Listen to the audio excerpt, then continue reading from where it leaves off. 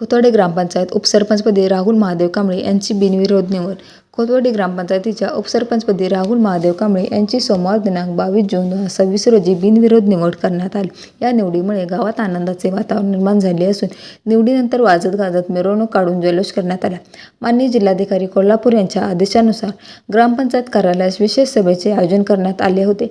सरपंच विशाल पोपट कुंभार यांच्या अध्यक्षतेखाली सभा पार पडली. एकूण 16 सदस्यांपैकी 13 सदस्य उपस्थित राहिल्याने कोरम पूर्ण झाल्याचे जाहीर करण्यात आले. उपसरपंच पदासाठी राहुल महादेव कांबळे यांचा एकमेव नामनिर्देशन अर्ज प्राप्त झाला होता. अन्य कोणताही अर्ज दाखल न झाल्याने राहुल कांबळे यांची उपसरपंच पदासाठी बिनविरोध निवड झाल्याचे अध्यादेश अधिकारी तथा सरपंच विशाल कुंभार यांनी जाहीर केले. निवडीची घोषणा होताच उपस्थित सदस्य व ग्रामस्थांनी टाळ्यांच्या गजरात त्यांचे अभिनंदन केले.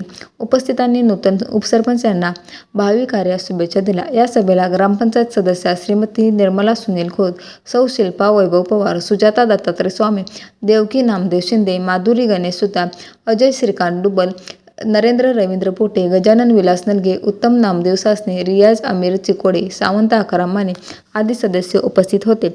सभेचे सचिव म्हणून ग्रामपंचायत अधिकारी VR ठिकणे यांनी कामकाज पाहिले. यावेळी भारत निर्माण पाणीपुरवठा योजनेचे माजी सचिव सचिन पवार, बापू चोपडे, सचिन कांबळे, संजय चोपडे, महादेव कांबळे, विजय खोत, रवी सासने, अर्जुन राजपूत, अमर खोत, सतीश जुगुळकर, शुभम खोत, वैभव पवार, दीपक माने, रोहन माने, दादा खोत, करण खोत यांच्यासह गावातील महिला व नागरिक मोठ्या संख्येने उपस्थित होते. नव्याने निवड झालेला उपसरपंच राहुल कांबळे यांच्या नेतृत्वाखाली गावाच्या विकासाला अधिक गती मिळेल अशी अपेक्षा ग्रामस्थांनी व्यक्त केली. विशाल क्रांती वृत्तसेवा खोतवाडी. खोतवाडी गावचा स्वर्गीय सदाभाऊ खोत पॅनल जे होतं